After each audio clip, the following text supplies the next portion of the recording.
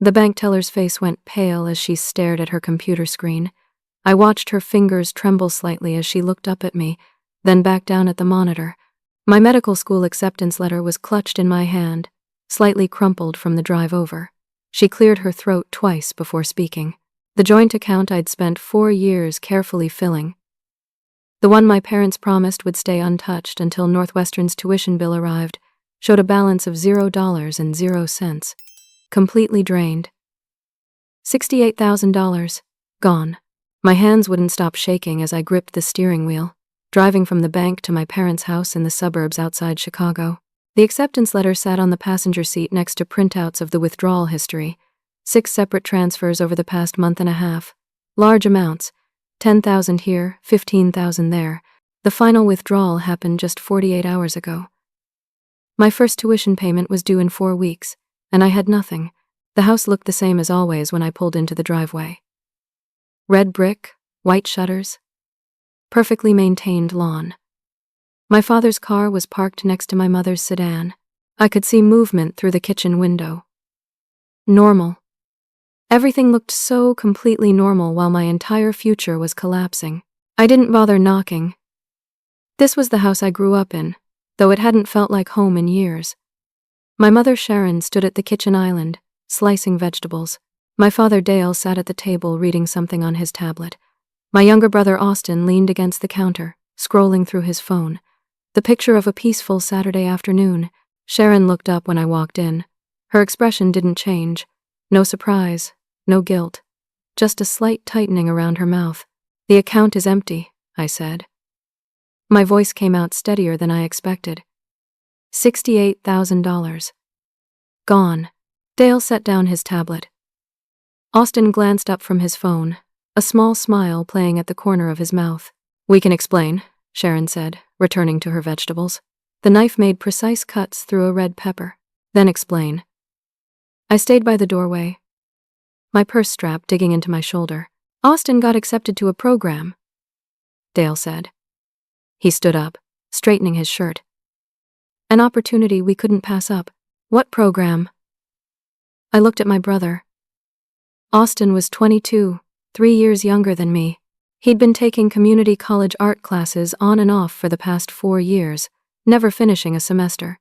Austin pushed off from the counter, pulling out his phone.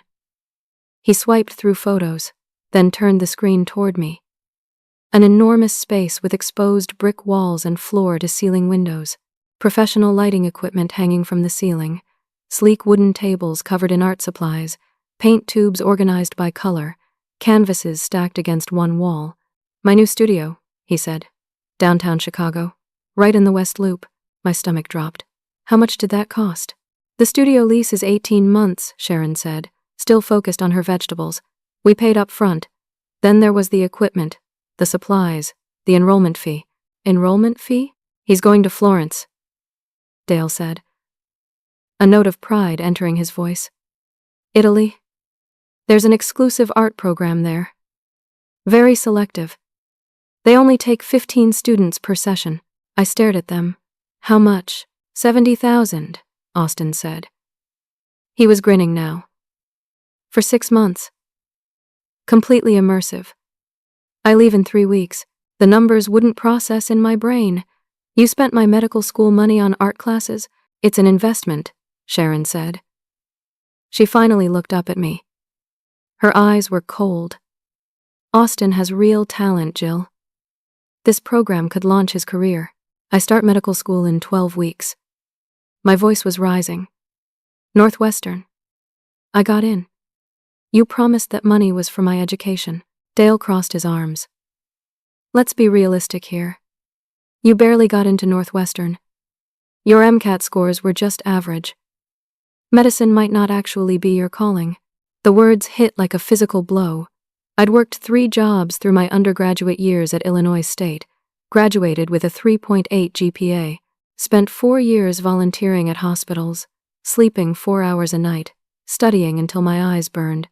I'd shadowed doctors, led pre-med study groups, served on the University Health Advisory Board. "I worked for this," I said quietly. "And Austin has worked too," Sharon said. "He has a gift, real tangible artistic ability. That's worth investing in. You promised. My voice cracked.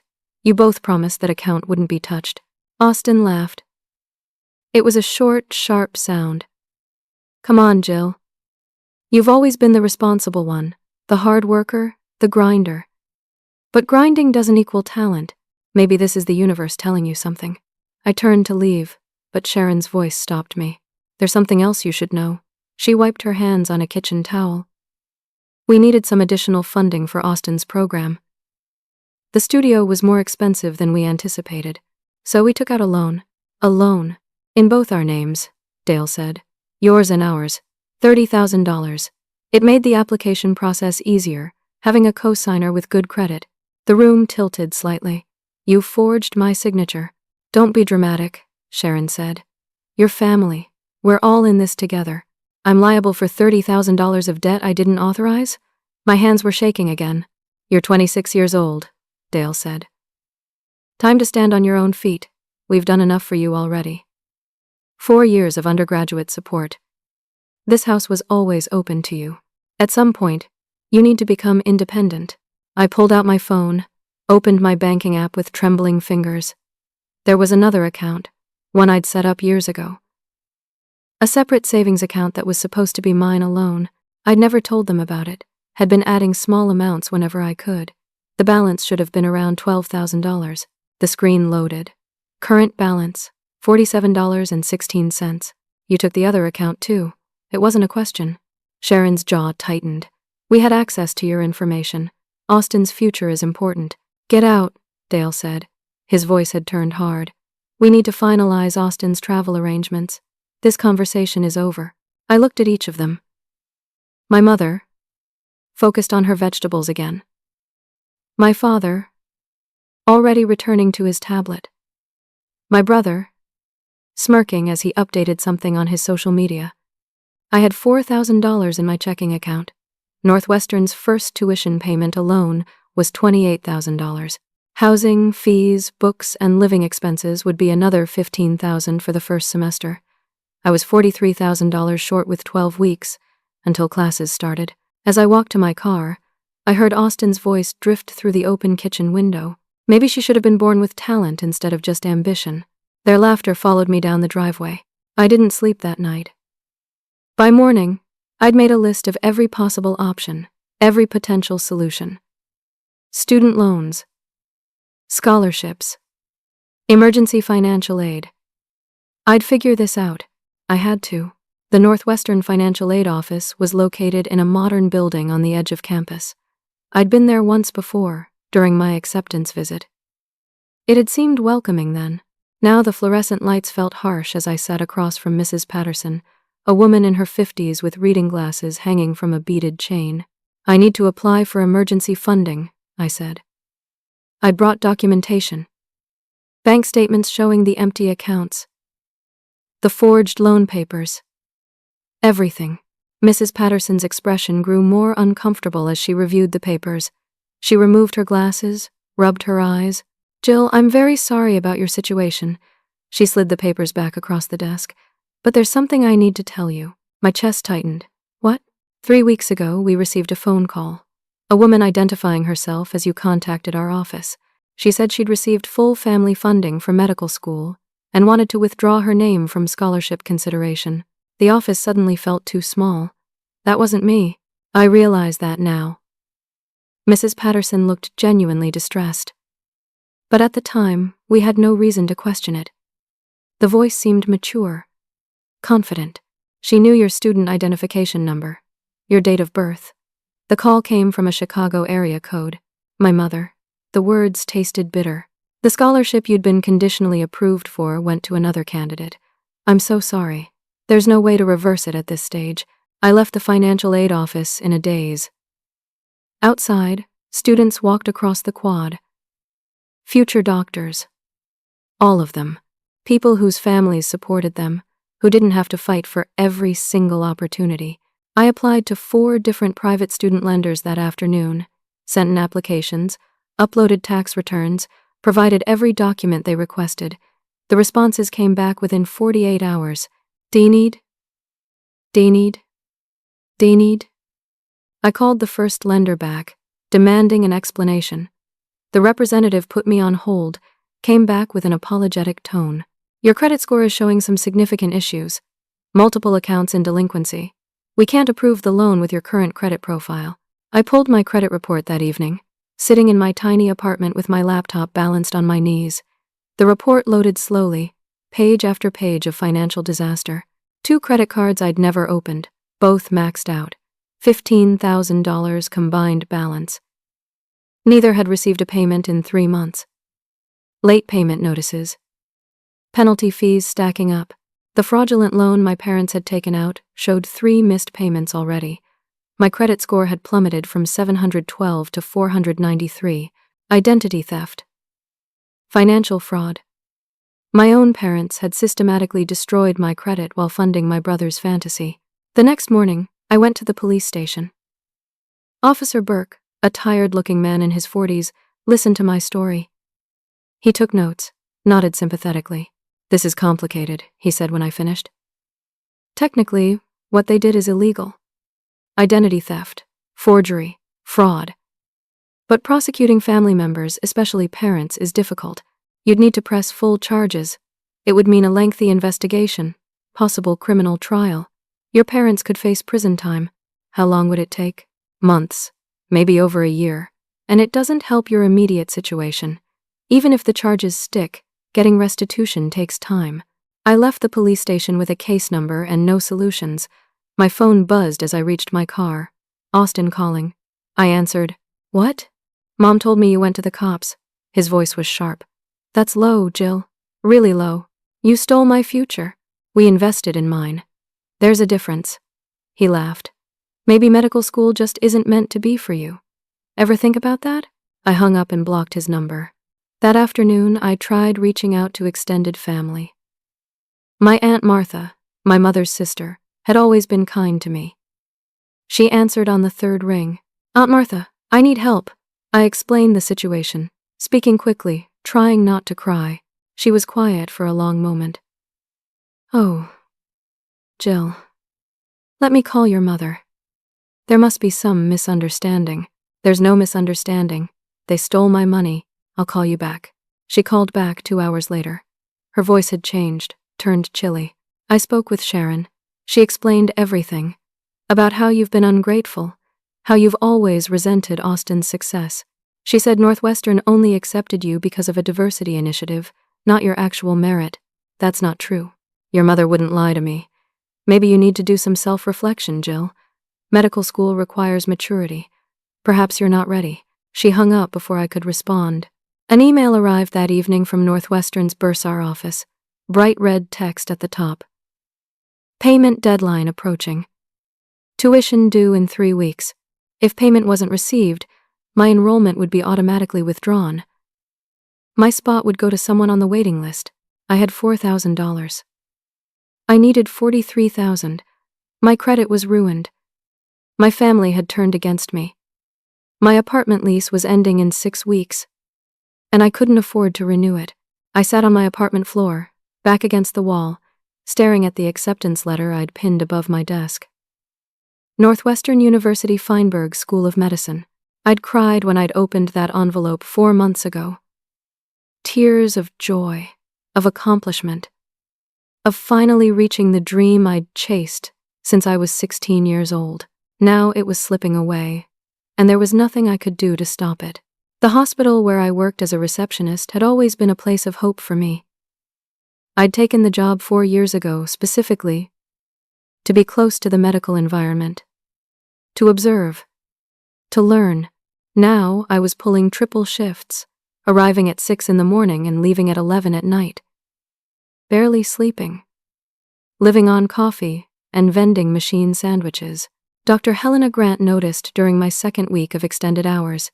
She was a senior cardiologist, someone I'd admired from a distance. Brilliant, composed, known for being demanding but fair. She stopped by the reception desk late one evening when the waiting room was finally empty. You look exhausted, she said. Not unkindly. I tried to smile. Just picking up extra shifts. Medical school is expensive. She'd known about my acceptance. I'd mentioned it in passing months ago, back when everything still seemed possible. The kindness in her voice broke something loose inside me. I started crying right there at the desk, quiet tears that I couldn't stop. The whole story came pouring out. The stolen money, the identity theft, the forged loan, the destroyed credit. My family's betrayal. The tuition deadline looming closer every day. Dr. Grant listened without interrupting. When I finished, she was quiet for a moment. "I remember you from the volunteer program," she finally said. 3 years ago, you stayed late every single shift, asked thoughtful questions, actually cared about the patients, not just checking boxes for your application." I wiped my eyes, embarrassed. "I'm going to help you." Dr. Grant pulled out her phone, made a note. "I'll co-sign a private loan. I'll also provide a personal loan of $30,000. Interest-free. You can pay me back after residency." I couldn't speak. Couldn't process what she was offering. "You deserve this opportunity," she said. "Don't let anyone take it from you." 2 days later, we met with a private lender Dr. Grant recommended. The application looked promising.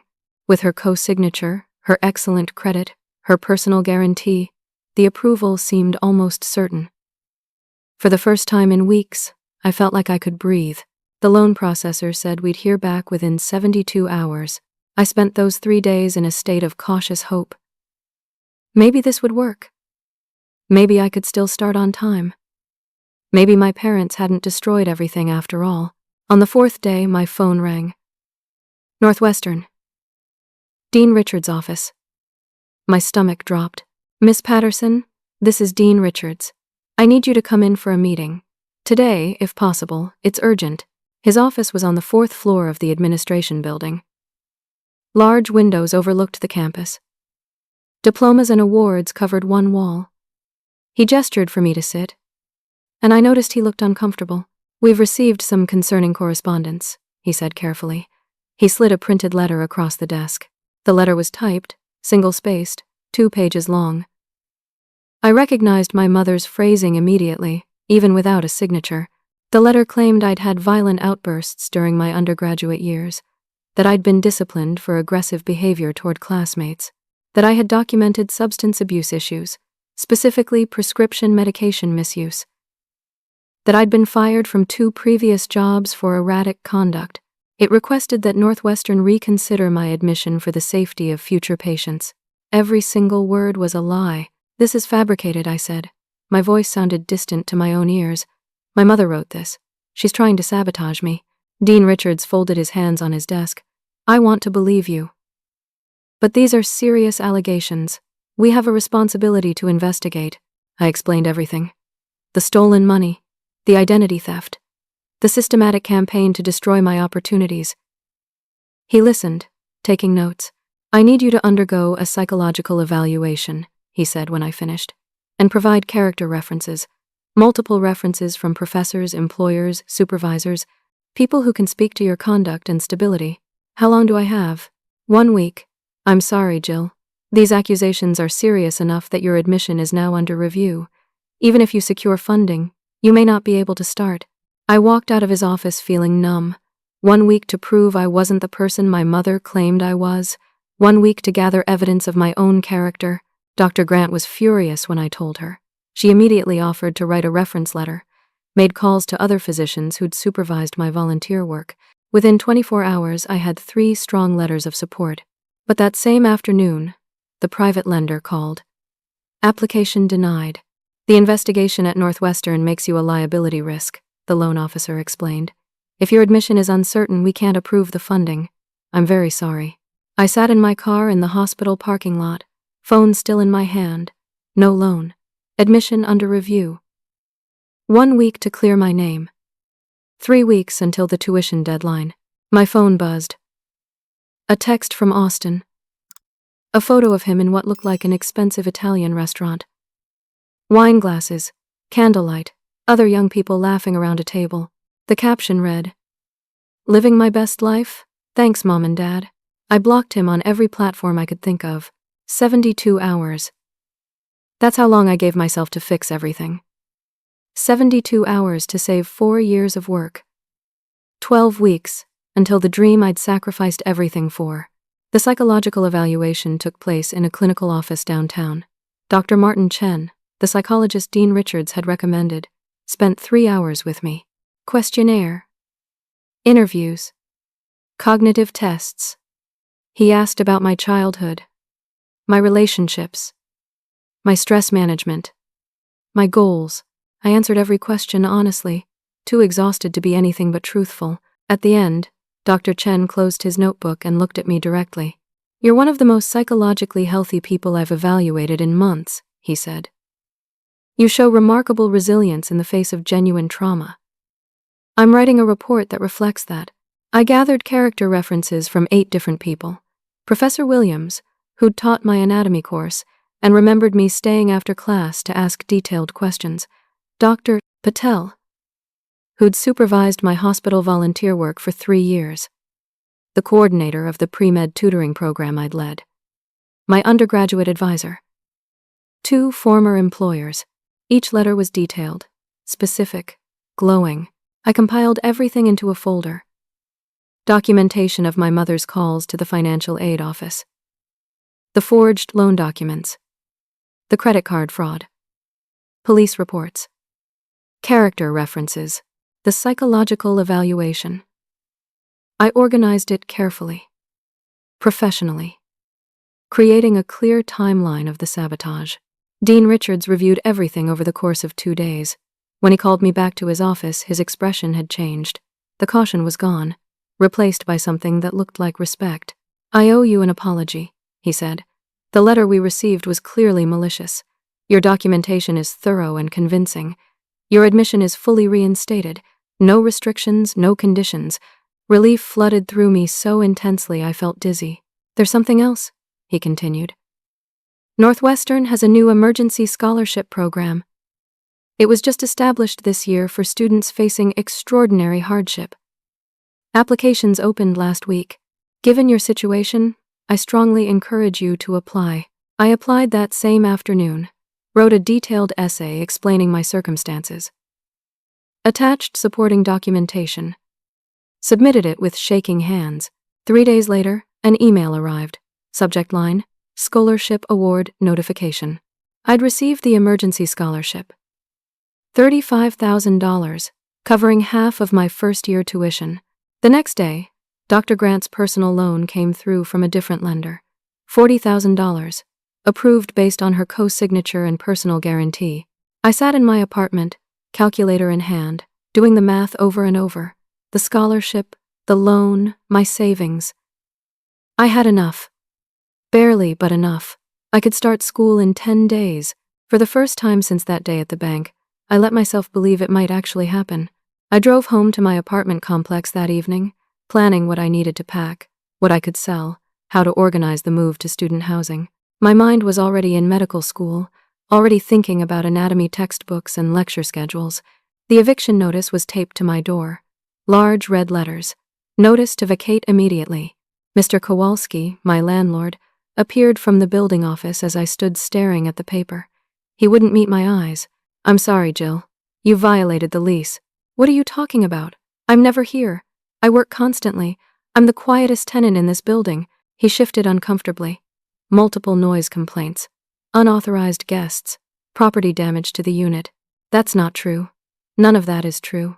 Someone came by last week," he finally said, voice dropping. "A woman. Said she was your mother. Said she was worried about you. Offered me $2,000 cash if I'd terminate your lease immediately. Said you were having problems, that ending the lease would actually help you." The world tilted sideways. "You took a bribe to evict me." I needed the money. He still wouldn't look at me.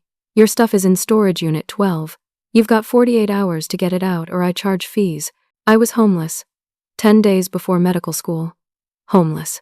Dr. Grant let me stay in her guest room. I was humiliated, grateful, barely holding myself together.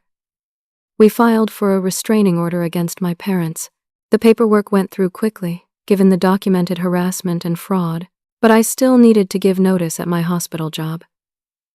I needed the paycheck from my final 2 weeks, and I wanted to leave professionally. Maintain the reference. I walked into work the next morning planning to speak to my supervisor. She called me into her office before I could say anything. "Jill, we need to talk." Her expression was strained. "We received a serious complaint yesterday." My hands went cold. "What kind of complaint?" "A woman came in. Said she was your mother, that she was concerned about your welfare. She told us you'd been stealing medications, specifically pain medications from the supply room." "That's completely false. I know you're going through a difficult time." The supervisor wouldn't quite look at me. "But we have a zero-tolerance policy for theft allegations. Even without proof, we can't risk the liability. We're terminating your employment effective immediately. You're firing me based on a lie? Security will escort you out." "I'm sorry." I gathered my personal items from my locker while a security guard watched. Walked out of the hospital where I'd worked for 4 years, where I'd dreamed of coming back as a doctor. Out onto the street in the middle of my shift, carrying a cardboard box of belongings. I sat in my car in the parking lot, hands gripping the steering wheel so hard my knuckles went white. No home. No job. Medical school starting in 9 days. My parents hunting me like prey.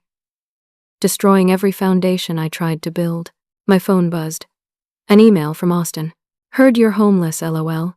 Maybe this is a sign." I deleted the email. Blocked him everywhere I could find. Sat in the car until my hands stopped shaking. Dr. Grant's guest room became my refuge. She helped me file police reports, document every instance of harassment, build a legal case. The restraining order went through. My parents were legally prohibited from contacting me or coming within 500 feet. But the damage was done. My hospital reputation was destroyed. My landlord reference was ruined. I'd lost my income source right when I needed money most. I moved into student housing 3 days before orientation. A small single room in a graduate dormitory. I unpacked my few remaining possessions, tried to focus on the future instead of the wreckage of the past. I was going to be a medical student. Despite everything, I was going to make it. I had no idea my parents had one more attack planned. Orientation week at Northwestern was surreal. Meeting other first-year medical students, all of them excited and nervous. Attending welcome sessions, campus tours, introductory lectures. Everyone asked about my background, my undergraduate experience, my path to medicine. I gave short, vague answers. Nobody needed to know about the warfare I'd survived just to get here. I met my roommate neighbors, attended social events, tried to act normal. Classes were starting in 5 days. I'd secured my textbooks, mapped my schedule, prepared as much as humanly possible. The certified letter arrived on a Wednesday afternoon. Legal-size envelope, return address from a law firm I didn't recognize. I opened it standing in the dormitory mailroom. My parents were suing me. Civil lawsuit. Filed 3 days ago. They claimed I'd stolen $80,000 from them. According to the complaint, I'd been given power of attorney over their retirement accounts, then misappropriated the funds for personal use. They were demanding full repayment plus damages, legal fees, and punitive compensation. The lawsuit included forged documents, financial statements with my signature. Power of attorney paperwork I'd never seen. Transaction records that had been completely fabricated. The preliminary hearing was scheduled for 2 weeks from now. My hands were shaking so badly I could barely hold the papers. I called the lawyer whose name was on Northwestern's legal aid resource list. The consultation was brief and devastating. "Defending yourself will cost at least $15,000, she said. "Maybe more if it goes to trial. And even though the lawsuit is clearly fraudulent, you'll need to prove that, which takes time and money. I don't have $15,000. Then you need to file for a public defender. But this is a civil case, not criminal. Public defenders don't cover civil suits. You might qualify for legal aid, but there's usually a waiting list." I hung up and immediately called Northwestern's financial aid office. Mrs. Patterson answered, and her voice filled with concern when I explained the situation. "Jill, I need to inform you of something." She sounded genuinely pained. "When a student has an active lawsuit claiming financial fraud, university policy requires us to freeze disbursement of scholarship funds until the legal matter is resolved." "You're freezing my scholarship?" "It's automatic. The system flagged it this morning when the lawsuit appeared in public records. Once the case is resolved in your favor, we'll release the funds retroactively. But until then, we can't distribute money to someone who's been accused of financial crimes. Even if the accusations seem false, I was $20,000 short. Tuition was due in 48 hours. Without the scholarship funds, I couldn't pay. Without payment, I'd be automatically withdrawn from the program. Dr. Grant offered to loan me more money, but she'd already stretched herself thin helping me. I couldn't ask for more. Her generosity had already saved me once. I couldn't become a permanent financial burden. That night, I made a decision that felt insane but was my only option. I used my last emergency credit card to book a flight to Florence, Italy. $1,200. Money I absolutely didn't have. But I needed to confront Austin directly, face to face, and get him to admit the truth. The flight left at 11 p.m. I'd be in Florence by late afternoon the next day. European time.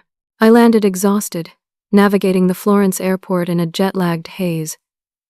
Found the address for the exclusive art program my brother had supposedly been attending. It was in a historic building near the Duomo. Beautiful stone architecture, flower boxes in the windows. Inside, it was a tourist art workshop, casual classes for visitors. Beginning watercolor, introductory sculpture, sketching fundamentals. The most expensive course cost $3,000 for 6 weeks of twice-weekly lessons.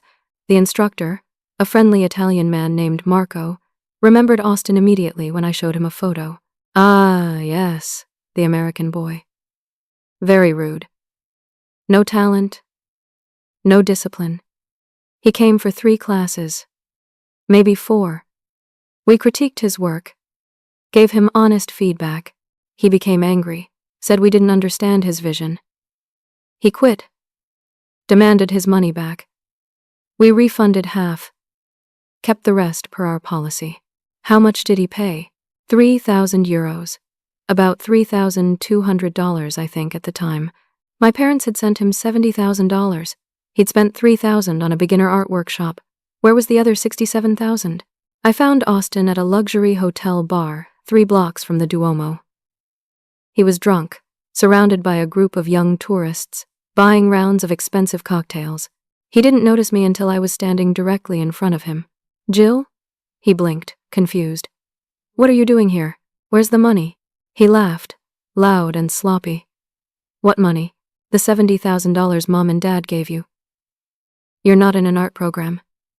You quit after 3 classes. Where's the money, Austin? His friends were watching now, sensing drama. I spent it. He waved his hand dismissively. Traveled. Had fun. This is my gap year. My chance to experience life. I pulled out my phone, started recording. So you lied to Mom and Dad. There's no art program. There was an art program. He leaned closer, his breath smelling like whiskey.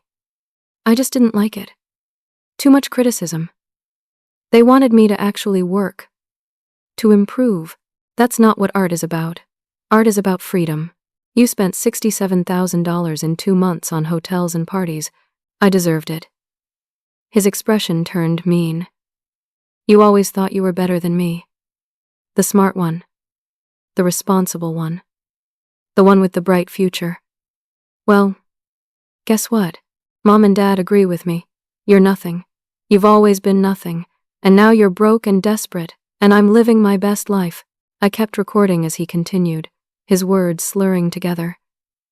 He admitted the art program had been partially a con from the start. Admitted he'd lied to our parents about his intentions. Admitted he'd spent the money on luxury hotels, expensive restaurants, clubs, and random travel through Europe. $50,000 gone in 8 weeks. When he finally noticed I was recording, he lunged for my phone. I stepped back, saved the video to cloud storage immediately. You're pathetic, I said quietly. And you just admitted everything on video. His face went red. That's illegal. You can't record someone without permission. Actually, in Italy, you can if you're part of the conversation. And even if you couldn't, I have evidence now. Evidence that you defrauded Mom and Dad just like they defrauded me. I left him there, stumbling drunk in the hotel bar. Flew back to Chicago on the next available flight. But as the plane took off, the reality settled over me like a weight. The video didn't matter for the lawsuit timeline. The hearing wasn't for 2 weeks. My tuition was due tomorrow. The scholarship was frozen. I had the evidence, but no time to use it. I landed at O'Hare at midnight, took a train back to campus, walked to my dorm room in the dark, sat on my bed, still in my travel clothes, staring at the wall. An email notification popped up on my phone. Northwestern Bursar's office. Final notice. Payment due by 5 p.m. tomorrow. Failure to remit will result in automatic withdrawal from program. I had fought so hard, survived so much, but my parents had finally found the kill shot. The lawsuit that froze my funding with perfect timing. I couldn't win. The math didn't work. The timeline didn't work. Tomorrow, I'd have to officially withdraw from medical school. I didn't sleep. Sat at my dorm room desk, writing an email to Dean Richards explaining that I needed to withdraw. Drafted it 7 different times, each version sounding more defeated than the last. By morning, I still hadn't sent it.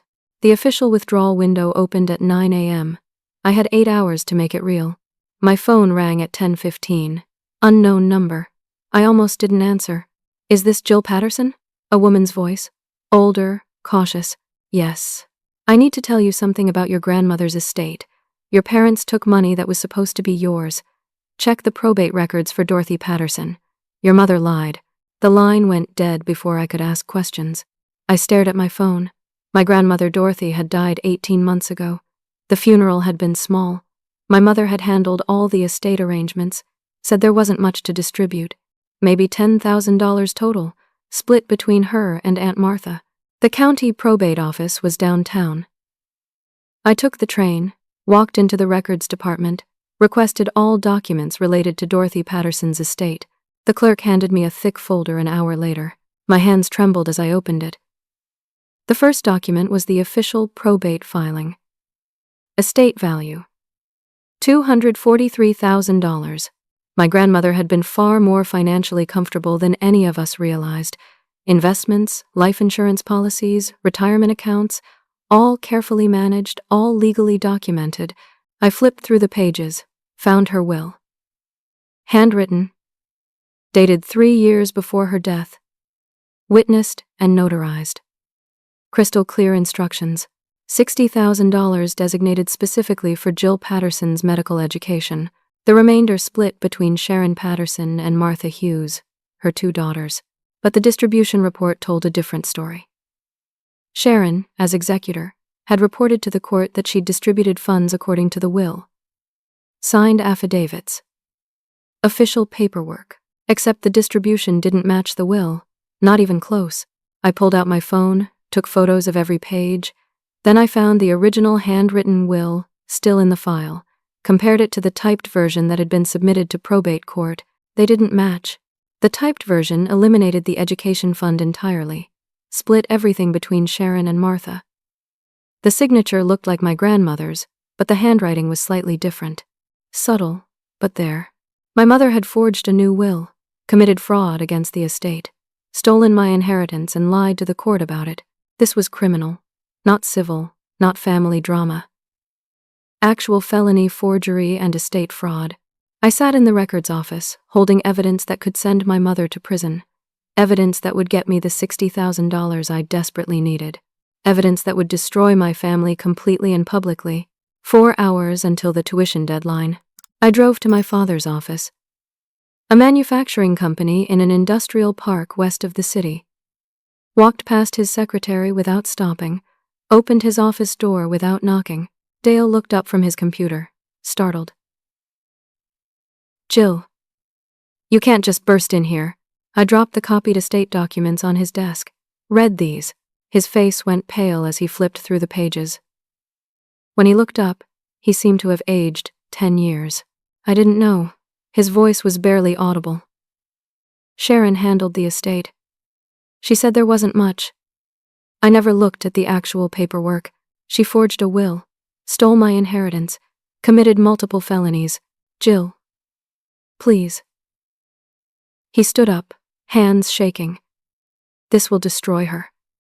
She could go to prison, then drop the lawsuit immediately. Return my $60,000. Today, he sat back down heavily. Most of it's gone. Sharon spent it. The studio. Austin's travel. Home renovations. We have maybe 35,000 available immediately. Then mortgage the house. Get the rest. That takes weeks. The bank processing alone is 7 to 10 business days minimum. I looked at my father, the man who'd called me untalented, who'd forged my signature on loans, who'd enabled my mother's campaign of destruction. Then I'm going to the district attorney's office. Right now, I'll file charges for estate fraud, forgery, and theft. Your wife will be arrested. This will become public record. And it still won't save my enrollment because the money won't come through in time. I picked up the documents and walked toward the door. Jill, wait. I turned back. Give me 1 hour. Let me try something. My phone rang before I reached my car. Dean Richards. Miss Patterson, can you come to my office immediately? This is urgent. His tone wasn't alarming. If anything, he sounded almost excited. I drove to Northwestern, took the stairs to his office 2 at a time.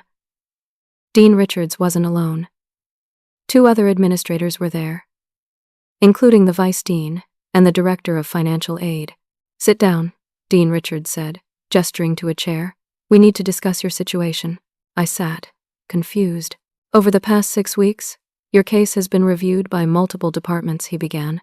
The financial aid complications, the family harassment, the investigation we conducted, your remarkable persistence through extraordinary circumstances.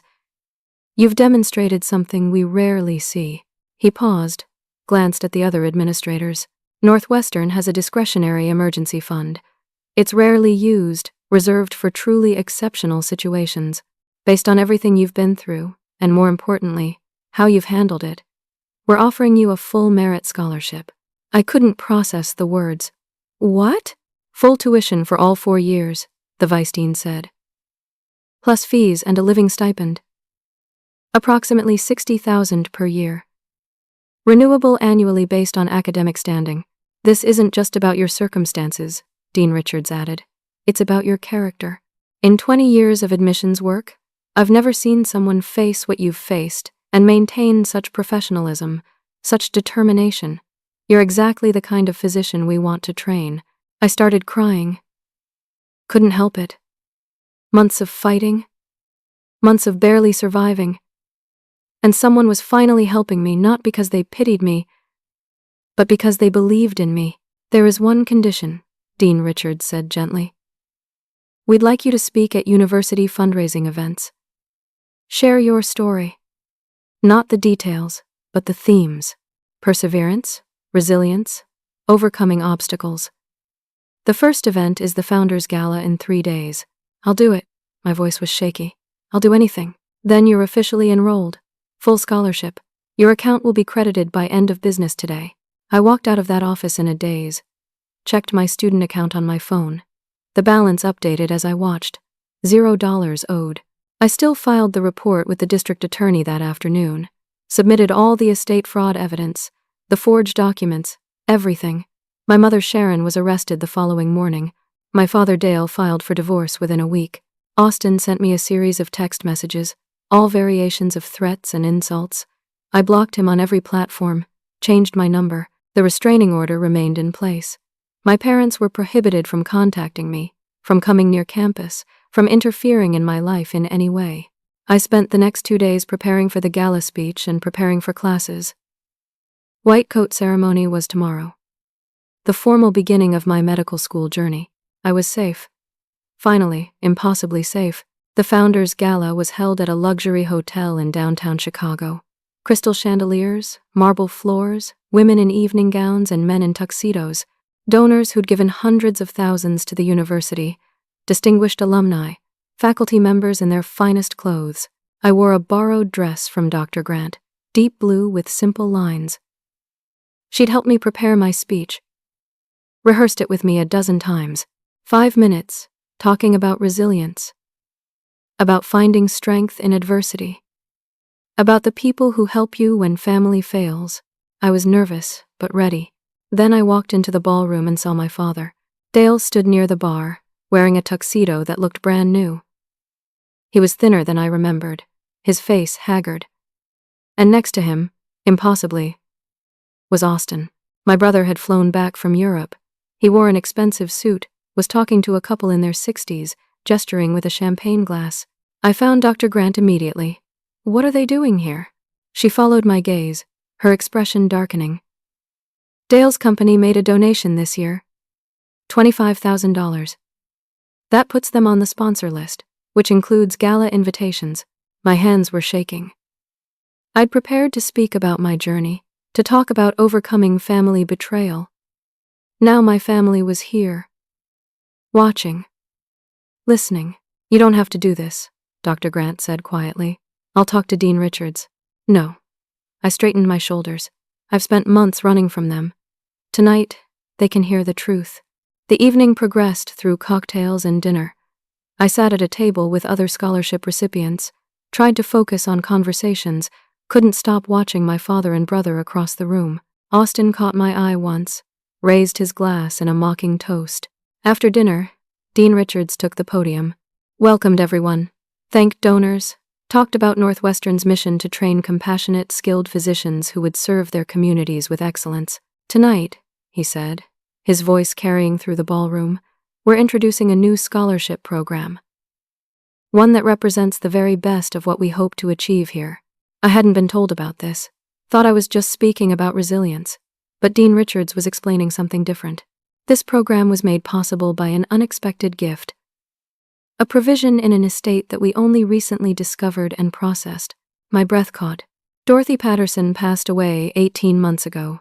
She was a remarkable woman who believed deeply in education, particularly in supporting women pursuing careers in medicine.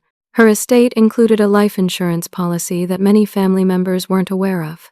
She'd named Northwestern as the beneficiary with very specific instructions. I felt tears starting. My grandmother, even after death, still protecting me. The Dorothy Patterson Memorial Scholarship will support female medical students who demonstrate exceptional character in the face of family hardship, students who persist when everything seems impossible, students who choose integrity even when it costs them everything. The room was absolutely silent. The first recipient of this scholarship is Miss Jill Patterson, Dorothy's granddaughter. Applause filled the ballroom. I stood, walked toward the podium on shaking legs, past my father's table. He was crying, I realized. Actually crying. Austin's face was stone. Dean Richards wasn't finished. Jill's journey to medical school has been extraordinary, he continued. Without naming names or sharing private details, I can tell you that this young woman faced systematic sabotage from the people who should have supported her most. Identity theft, financial fraud, character assassination, multiple attempts to destroy her admission to this program. He looked at me directly. In 20 years of admissions work, I have never seen such resilience, such refusal to give up, such grace under truly devastating pressure. More applause. I reached the podium, gripping it to steady myself. Which is why, Dean Richards said, we've also selected Jill for the Cardiovascular Research Fellowship. My head snapped toward him. That fellowship, I'd researched it during undergrad. It was given to third-year students after competitive application, provided mentorship with leading researchers, access to cutting-edge studies, and a stipend of $30,000 per year. We're offering it to Jill before she's even started classes, Dean Richards continued. Based not on her resume, though that's excellent, but on her character, on what she's shown us about who she is when everything is falling apart. The ballroom erupted in standing ovation. I stood at the podium, tears streaming down my face, unable to speak for a moment. When the applause finally quieted, I looked out at the crowd, found my father and brother, made eye contact with both of them. Thank you, I began, my voice steady despite the tears. I want to thank my grandmother Dorothy, whose love and foresight gave me this chance. Thank you to Dr. Helena Grant, who became the family I needed when my own failed me. And thank you to Dean Richards and Northwestern for believing in me. I paused, choosing my next words carefully. I was told I wasn't cut out for medical school, that I didn't have talent, only ambition, that I should give up and accept that this dream wasn't meant for me. I could see Austin shifting uncomfortably. My family tried to convince me I wasn't worthy of my dreams. They took everything from me. Money, credit, housing, employment. They destroyed every foundation I tried to build. Dale was looking down at his plate, but they couldn't take my determination. They couldn't take my work ethic, my integrity, or my refusal to become bitter. And they learned something important. I am not defined by people who should love me but don't. I define myself. The room was absolutely silent. To anyone watching who's facing impossible obstacles, who's been betrayed by family, who feels completely alone, you are stronger than you think. And somewhere, someone will believe in you even when your own blood won't. Find those people. Hold on to them. They're your real family. The standing ovation lasted nearly a minute. When I stepped down from the podium, Dr. Grant hugged me tightly. "I'm so proud of you," she whispered. As guests mingled after the speeches, Dale approached me near the coat check. His eyes were red. "Jill, I need to say something." "Don't." My voice was cold. "Please, just listen." He took a breath. "I didn't know about the will fraud until you showed me. I swear. But you're right about everything else. The medical school fund, the credit cards, choosing Austin over you again and again. I enabled your mother's worst behavior. I failed you as a father. Yes, you did. I've filed for divorce. Your mother's legal situation is complicated, but I'm done enabling her. And I wanted you to know something else." He pulled an envelope from his jacket. "This is a check, $35,000. Every cent I could liquidate immediately. It's yours. Not a loan. Not with conditions. Just what I should have protected in the first place." I looked at the envelope but didn't take it. "I don't forgive you," I said quietly. "And I don't know if I ever will. But I hope you learn something from this. I hope you realize that choosing favorites, playing games with your children's futures, enabling abuse, those things destroy families permanently." "I know." His voice broke. "I'm sorry. I know sorry isn't enough, but I am." I walked away without taking the check. Whatever guilt he felt, whatever amends he wanted to make, I didn't need them. I had what I needed: security, opportunity, support from people who actually cared about my well-being. Austin tried to corner me by the valet stand as I was leaving. Dr. Grant stayed close, protective. "You think you've won?" Austin's voice was sharp with anger. "You turned our mother into a criminal. You destroyed our family. You're so self-righteous." I looked at my brother, really looked at him. Saw the entitlement, the weakness, the complete inability to accept responsibility. "Mom destroyed herself," I said calmly. "She chose to commit crimes. You chose to waste $70,000 on parties instead of actually pursuing anything meaningful. Those were your choices. The consequences are yours to live with. You always thought you were better than me." "No, Austin. I just worked harder.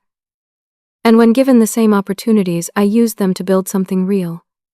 You used them to tear other people down. That's the difference between us." He opened his mouth to respond, but nothing came out. He finally walked away, shoulders hunched. In Dr. Grant's car, driving back to campus, I finally let myself process everything. "You did beautifully tonight," she said. "I couldn't have done any of this without you. I meant it. When everyone else abandoned me, you showed up. You became family. That's what family does," she said simply. "Real family. The kind you choose, or that chooses you." Classes started Monday. I was terrified and exhilarated in equal measure. Anatomy lab, physiology lectures, clinical skills training.